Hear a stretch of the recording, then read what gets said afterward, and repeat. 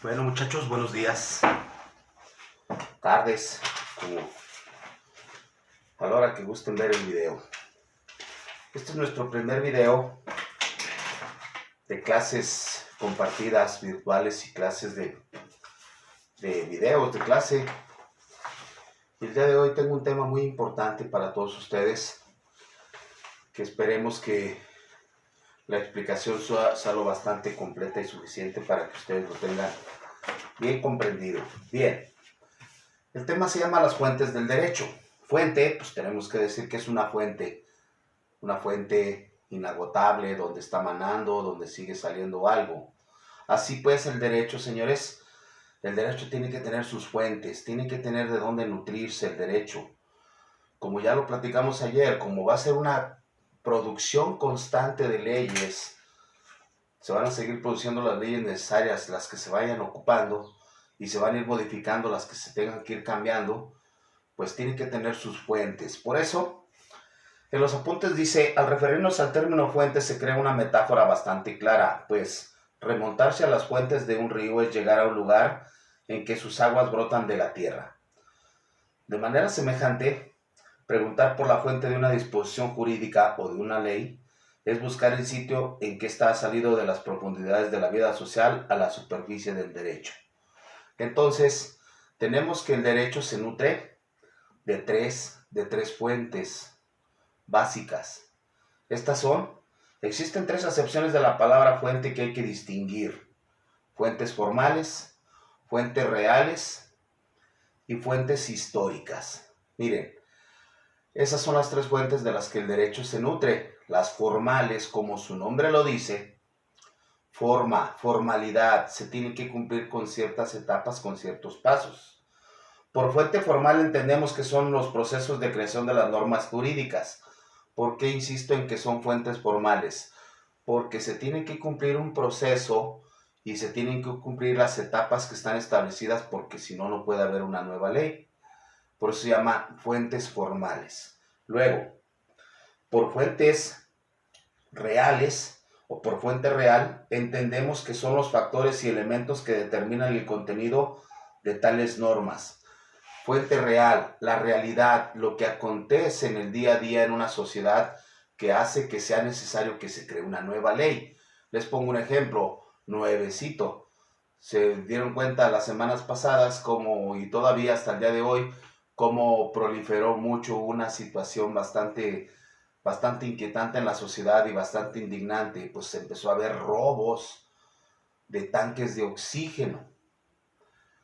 El robo como tanque de oxígeno no estaba establecido, estoy seguro que no existía como un delito establecido, existía como un robo genérico, pero ante la evidente situación de grandísima necesidad de nuestro país por la pandemia, ese es un acto real que acontece en la sociedad, que puede dar motivo a que después o que de inmediato se tenga que crear un delito en específico de robo de tanques de oxígeno. Entonces, las fuentes reales son los hechos que acontecen en la sociedad, que dan motivo a que se vayan a crear nuevas leyes. Espero que les quede claro esa situación. Los hechos reales que se dieron con el incremento en muertes de mujeres por cuestión de género dieron como motivo la necesidad de establecer el delito de feminicidio y establecerlo con un protocolo especial y con un castigo especial, porque antes, si tú matabas a una mujer, pues era un homicidio normal, igual que matar a una mujer o un hombre. Y si ustedes se fijaron, empezó a proliferar mucho la cuestión, empezaron a subir mucho las estadísticas de este tipo de delitos y se tuvo que establecer como un delito especial y con un protocolo especial de seguimiento y de investigación como feminicidio. Entonces, esas son las fuentes reales, lo que acontece diariamente en una sociedad que dé motivo a hacer una nueva ley. Y por último, el término fuente histórica, si ustedes se van al puro contexto literal de la palabra histórica, se aplica a los documentos, inscripciones, papiros, libros, códigos, etcétera, que encierran el texto de una ley o conjunto de leyes. hay que entender que este tipo de documentos son documentos históricos. ¿Por qué no decirlo? Que en nuestro país y en muchos países también utilizan mucho lo que ustedes conocen como el copy and paste. Aquí no es tanto, aquí es una base, crear una ley con fundamento en algún documento, en alguna ley, en alguna forma donde se aplicó la ley en otro lugar y en otro tiempo. No sé si ustedes han escuchado que en cierta época nuestro sistema educativo fue creado en base al sistema educativo de Noruega. Y entonces siempre se decía que nuestro sistema nunca se iba a poder aplicar, pues porque nosotros no somos Noruega, no tenemos la idiosincrasia de los noruegos, y entonces nunca íbamos a alcanzar los logros que en materia de educación habían alcanzado los noruegos. Por eso se decía, porque nuestra ley se hizo típicamente copiando la ley noruega en materia de educación. Y por eso esa puede ser una fuente histórica. Se basaron en otra ley para crear una ley que se aplicara en nuestro país. Bueno, pero definitivamente, muchachos, la máxima fuente del derecho de nuestro país y del mundo, claro, tenemos que remitirnos a nuestro país, pues es la legislación, la creación de leyes, los procesos formales de creación de leyes. Y en nuestro país, la creación de las leyes, pues la tenemos bien establecida, que le pertenece al Poder Legislativo y al Poder Ejecutivo. Y para que podamos tener una nueva ley, señores, se tiene que cumplir formalmente el proceso legislativo completamente. Y son 6 etapas. Las 3 primeras etapas le competen al Poder Legislativo y las 3 ulteriores etapas le corresponden al Poder Ejecutivo, que es el presidente de la República.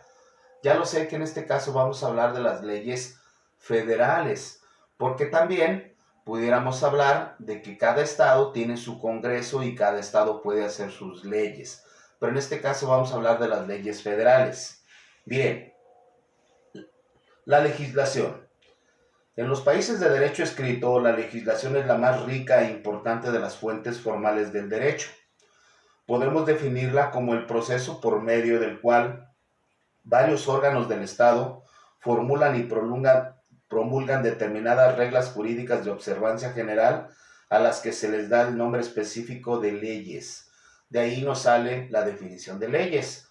¿Qué es una ley? Es una regla jurídica de observancia general. Esa es una ley. ¿Por qué? Pues porque es una regla de derecho y es observancia general, pues porque todo mundo las debemos de cumplir. En la mayoría de los estados modernos, la formulación del derecho es casi exclusivamente obra de los legisladores. Por eso tan llevado y tan traído, por eso tan importante, por eso tan interesante, por eso con tantos matices políticos de lo que nosotros platicamos en el semestre anterior, es la conformación de la Cámara de Diputados y de Senadores, porque al fin de cuentas son los encargados de la creación de las nuevas leyes. Y aquí hay que establecer bien y definir bien las etapas y los pasos del proceso legislativo. El proceso legislativo. En el moderno proceso legislativo existen 6 diversas etapas que se deben de cumplir formalmente para poder crear una nueva ley. Iniciativa, discusión, aprobación, sanción, publicación e iniciación de la vigencia. Aquí tenemos que dar inicio por la primera, por la más básica, pues porque sin la primera no podemos continuar con un proceso legislativo para crear una nueva ley. La primera de las etapas, muchachos, se llama iniciativa. Como su nombre lo dice, iniciativa, una nueva idea, una nueva propuesta de ley, es con lo primero que se tiene que iniciar. Nada más que lamentablemente se los comenté la otra vez en clase así de pasadita, pero la verdad es que si tuviéramos, por ejemplo, que algún joven de ustedes con unas buenas ideas presentase unas muy buenas iniciativas de ley que fueran muy benéficas para todo el pueblo, lamentablemente un ciudadano de a pie como ustedes y como yo, es prácticamente imposible que podamos ingresar en el Congreso una iniciativa, porque ¿saben qué? La ley es muy exclusiva, solamente permite que ciertas instituciones puedan presentar iniciativas de ley nuevas. Iniciativa. Debemos considerar que una iniciativa es una nueva propuesta o un nuevo proyecto de ley y debemos entender que dichos proyectos deben de ser presentados ante el Congreso de la Unión y solamente tienen derecho a presentar proyectos de ley, fíjense nada más quiénes pueden. El primero que tiene derecho es el presidente de la República. Y después de las reformas que acontecieron hace un poco tiempo, el presidente de la República cada año tiene el derecho de presentar 2 propuestas de ley prioritarias. ¿Qué quiere decir prioritarias? Puede presentar 2 propuestas que se tienen que verificar de inmediato. No tienen que agarrar cola, fila en el Congreso con todo el trabajo que tienen rezagado. Son propuestas prioritarias que de inmediato se tienen que verificar. Estoy seguro que en estos días ustedes van a poder investigar cuál es una de esas propuestas prioritarias que presentó nuestro presidente en este año y la comentamos el viernes. Se los encargo para comentarla el viernes. Luego, ¿quiénes más pueden presentar iniciativas de ley? 2, los diputados y senadores del Congreso de la Unión, pero todo el mundo sabemos que los diputados y senadores, pues sumados no dan más que 644 personas. Si eso lo consideramos con el porcentaje de millones de mexicanos, pues es un bajísimo porcentaje de gente la que en realidad tiene la facultad de presentar iniciativas de ley. Y por último, 3, las legislaturas de los estados. Los congresos de los estados también tuvieron la facultad de presentar iniciativas de ley. Pero vuelvo, insisto, imagínense que alguno de ustedes, compañeros jóvenes con grandes iniciativas, con grandes ideas nuevas, novedosas, grandes, buenas, tuviera una iniciativa de ley, pudiera tener un contacto directo con algún diputado para que le hiciera caso y para que tomara, hiciera suya esa iniciativa y la presentara en el Congreso, es muy complicado, es muy difícil. La mera verdad que le dejan la facultad casi exclusivamente a un grupo muy selecto de personas que puedan presentar iniciativas. Bueno, pero ya tenemos una iniciativa, ya está presentada en el Congreso y entonces pues se tiene que iniciar el proceso legislativo porque se cumplió con la primera etapa. Ya tenemos una iniciativa. Aquí viene lo más importante, la que yo considero que es la etapa más importante, la segunda, discusión. Y es en donde vienen a representarse debidamente las fuerzas que están establecidas en el Congreso. Es en donde tiene valor que un partido tenga muchos diputados, tenga muchos senadores. Pues ¿por qué? Pues porque al tener tantos diputados y senadores puede representar una mayoría y en ocasiones solo ese partido puede aprobar una nueva disposición legal.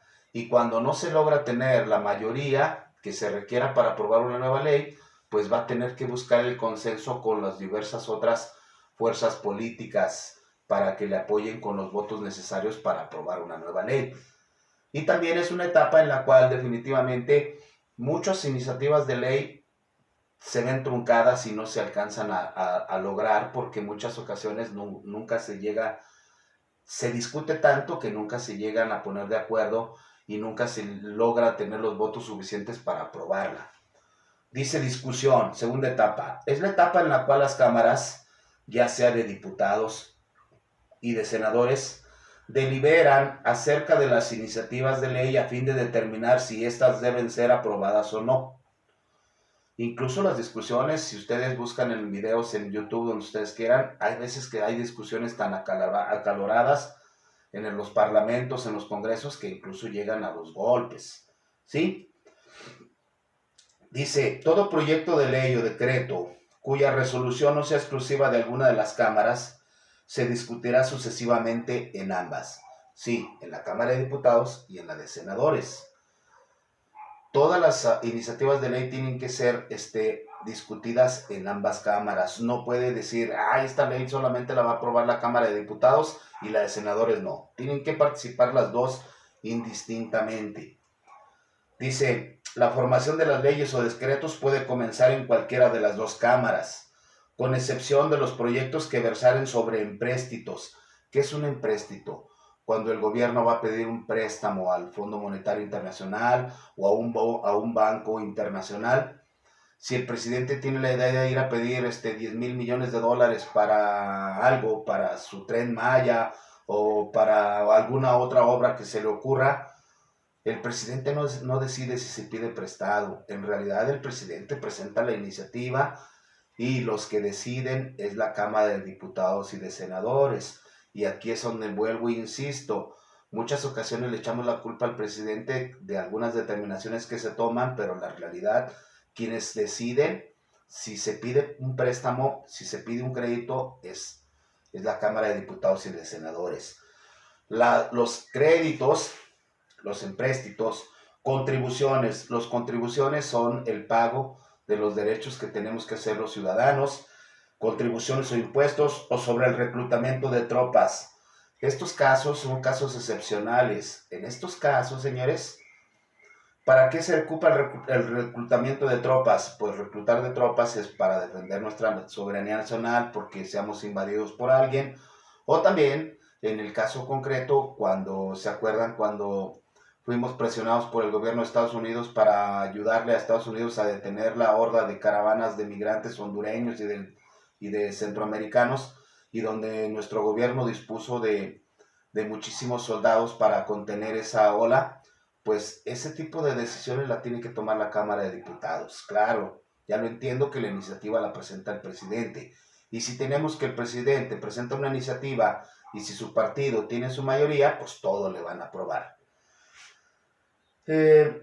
Este tipo de asuntos, estos que comenté, se tienen que discutir primero en la Cámara de Diputados. Luego, miren, se presenta en la Cámara de Diputados y en la Cámara de Diputados se discute, se ven en todas las comisiones, se ven los pormenores de la ley, si se aprueba o no se aprueba, y si llega a haber la aprobación por la mayoría de los diputados, dependiendo de la mayoría que se requiera, absoluta o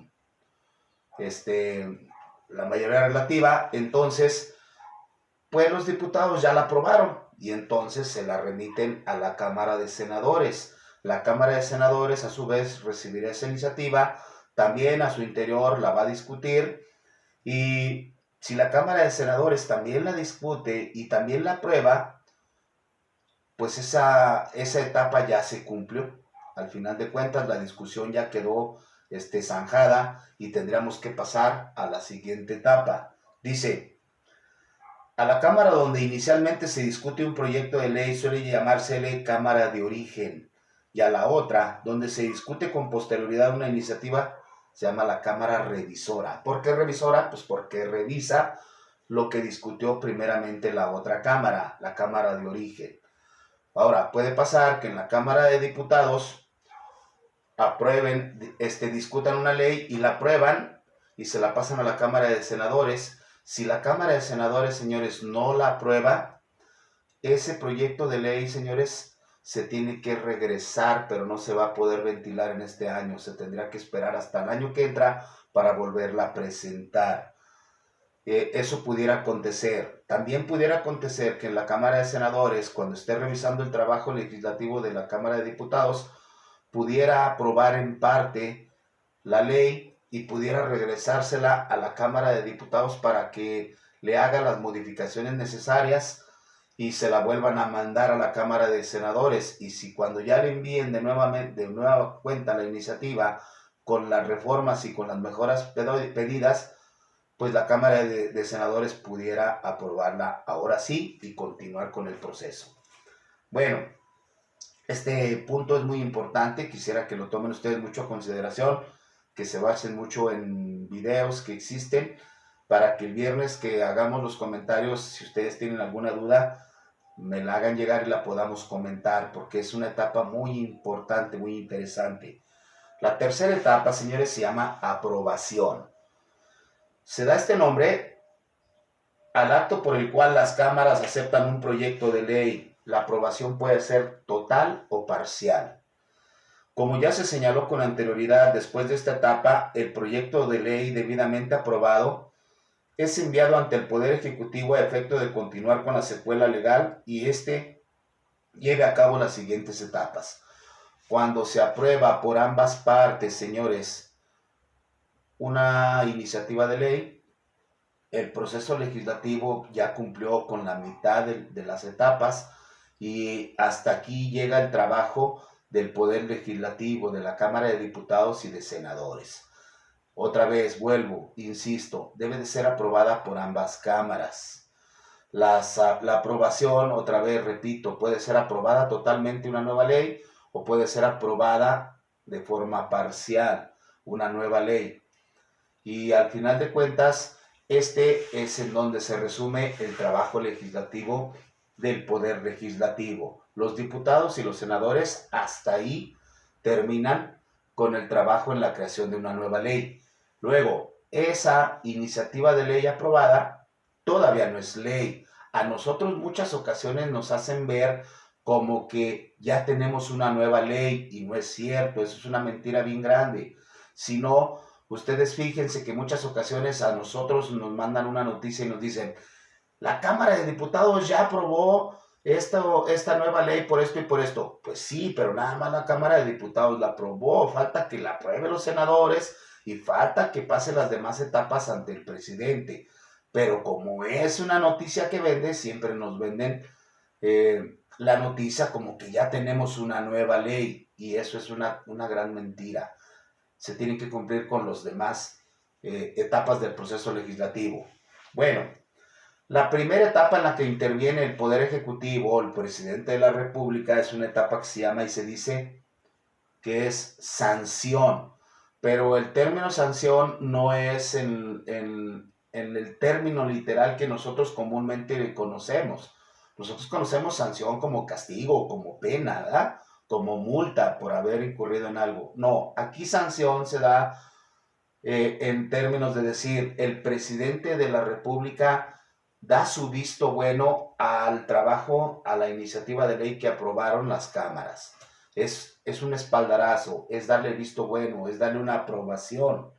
Pero ojo, el presidente, señores, en esta etapa, él pudiera no sancionar, él pudiera no darle el visto bueno a una iniciativa de ley.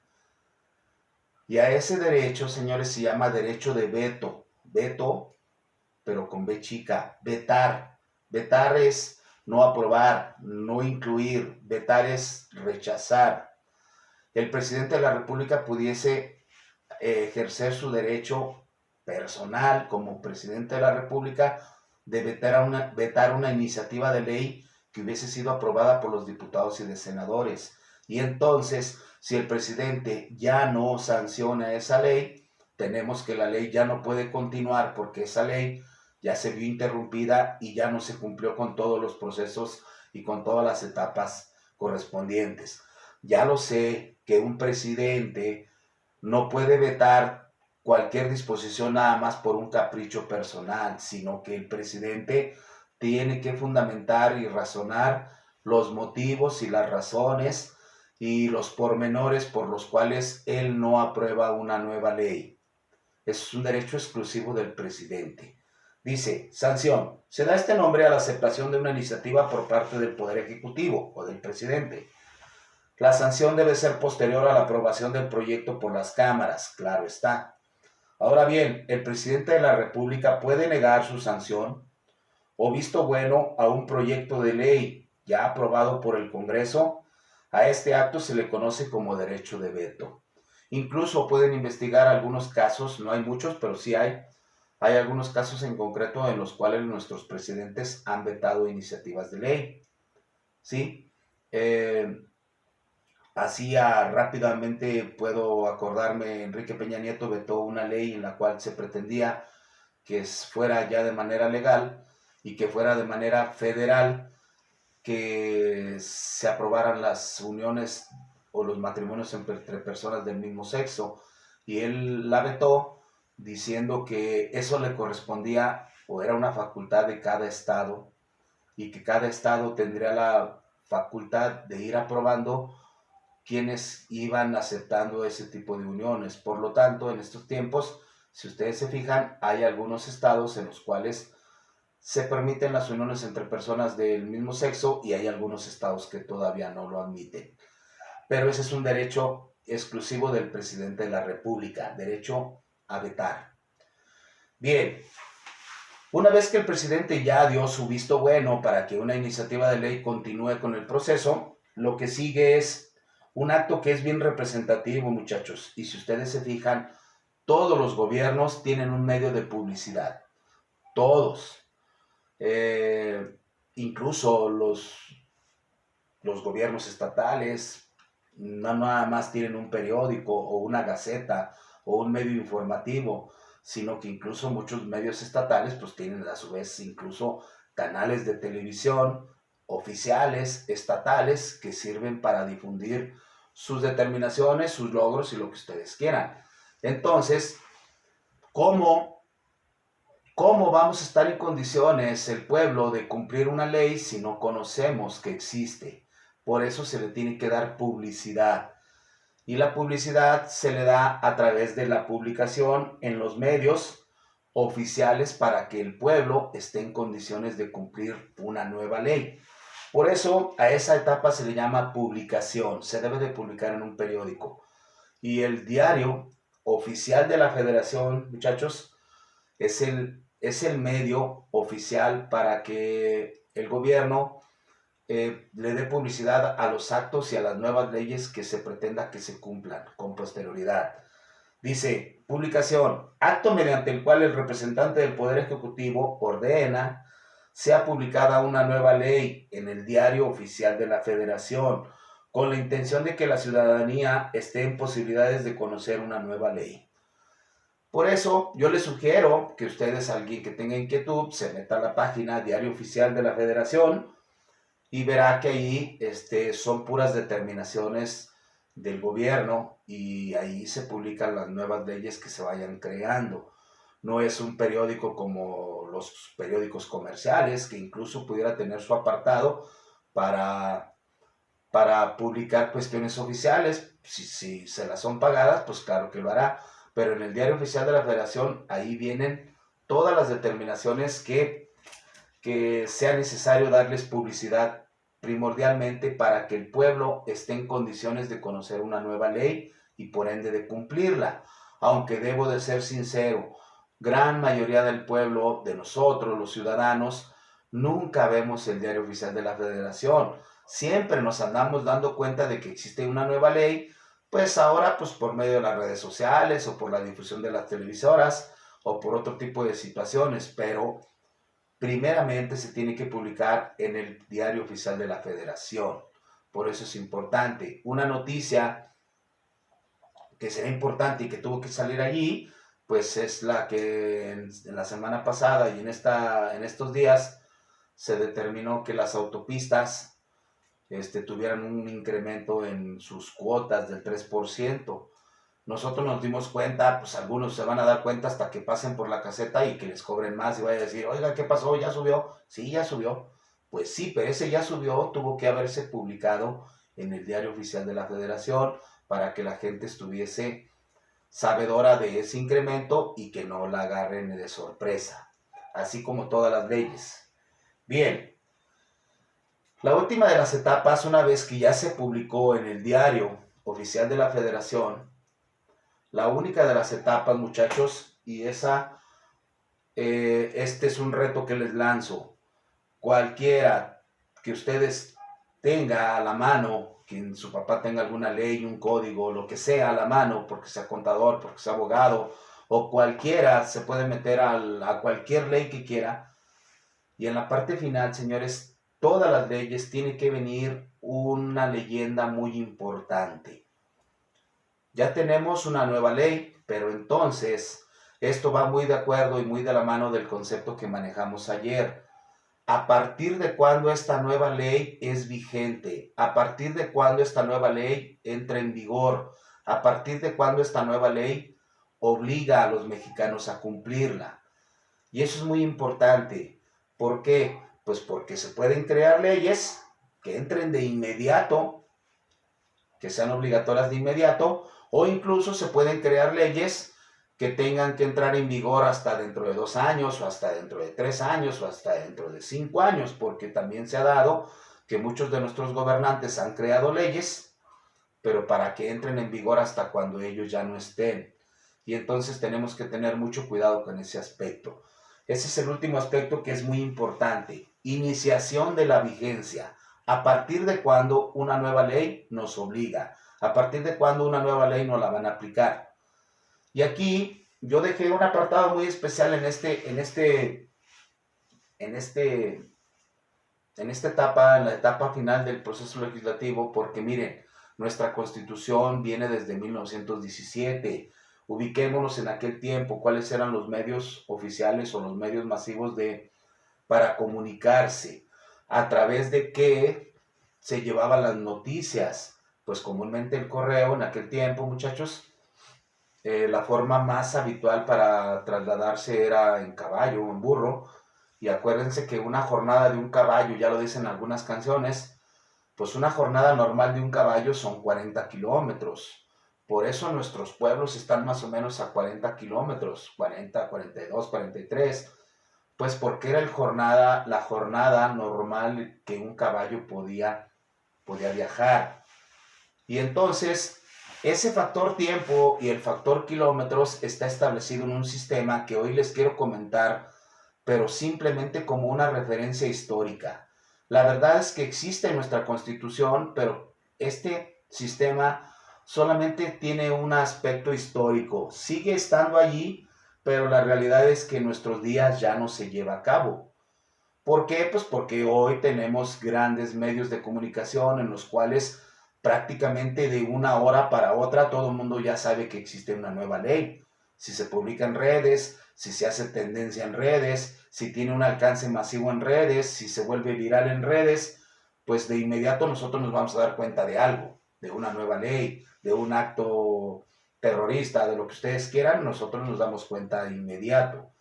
Por eso, hoy les quiero comentar ese sistema como una referencia histórica, para que vean que alguna vez se aplicó de esa manera. Hoy no tiene aplicación práctica. Y existe en la ley todavía. Dice, en nuestro derecho patrio existen dos sistemas de iniciación de la vigencia.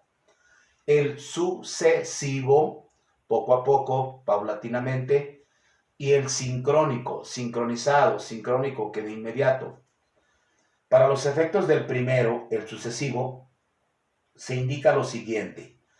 Las leyes y reglamentos o cualquier otra disposición de observancia general obligan o surten sus efectos a partir de 3 días después de su publicación en el periódico oficial.